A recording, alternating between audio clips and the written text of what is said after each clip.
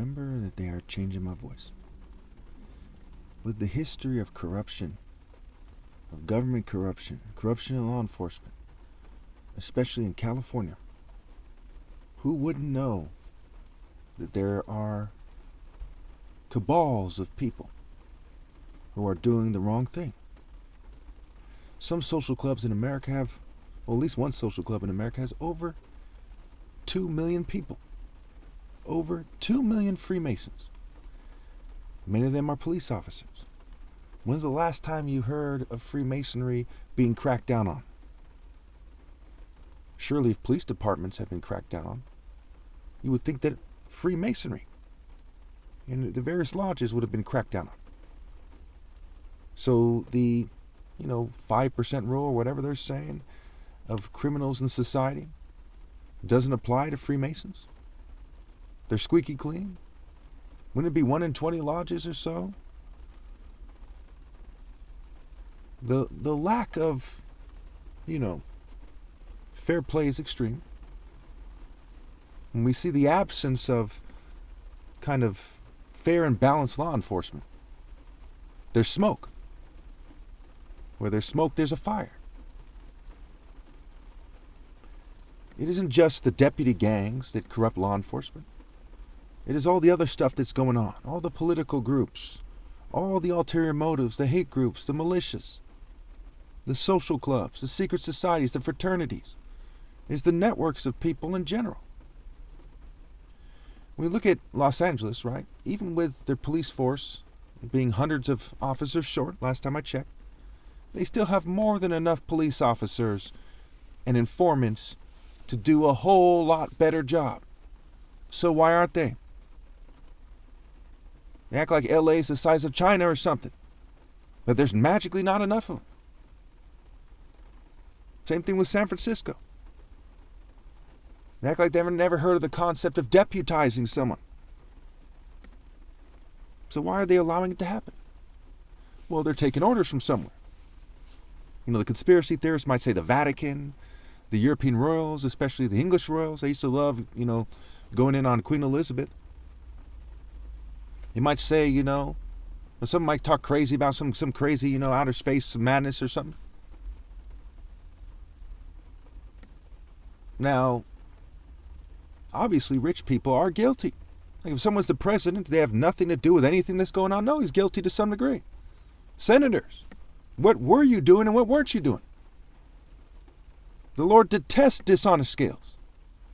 When we see that the history of churches is such that there's a bunch of white people and some occult token minority looking female that's associated with the Adventist movement, right? Seventh-day Adventist, what have you.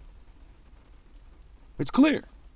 You got a bunch of occultist looking people started your churches. The Romans who killed Jesus, okay, and their allies and their social clubs and their cults and guilds started the Catholic Church. People don't think that's problematic. Every major religion we have today, okay, is suspicious, and it doesn't take a genius to see why.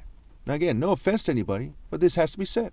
Every major political movement, hell, every minor political movement. The governing class is full of control freaks. Do any of these people answer the Royal African Falcon Martial Order? No. Their argument that is God chose some beta.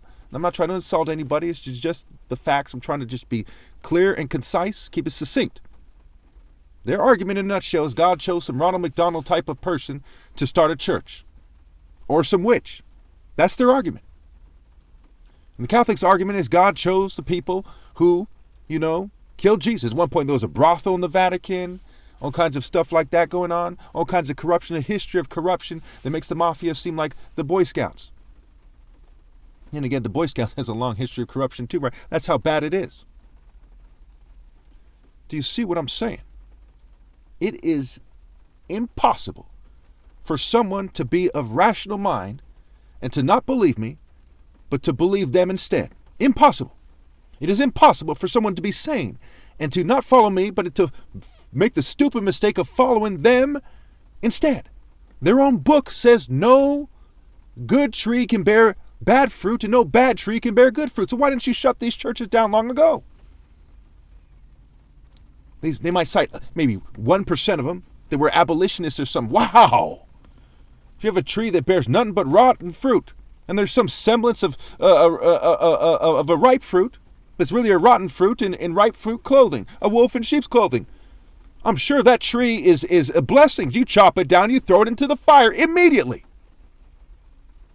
If that tree is mocking God Almighty, oh man, I shouldn't have to explain it. These institutions should not exist, and they should immediately obey God through me. God commands them. But do they answer that call? No.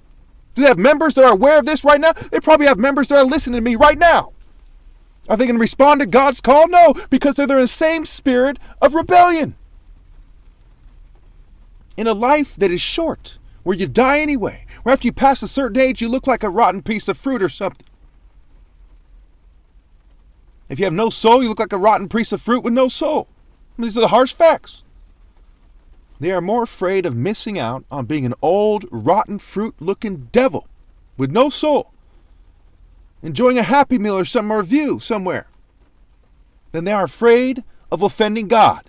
You think that's the spirit of God Almighty, of Michael, of Samson, of Jonathan, of John the Baptist, of Jesus? That's the spirit, guys. Yeah. No fucking way.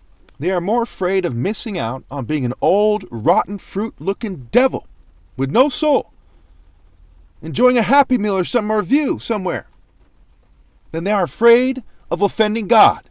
You think that's the spirit of God Almighty, of Michael, of Samson, of Jonathan, of John the Baptist, of Jesus? That's the spirit, guys. Yeah.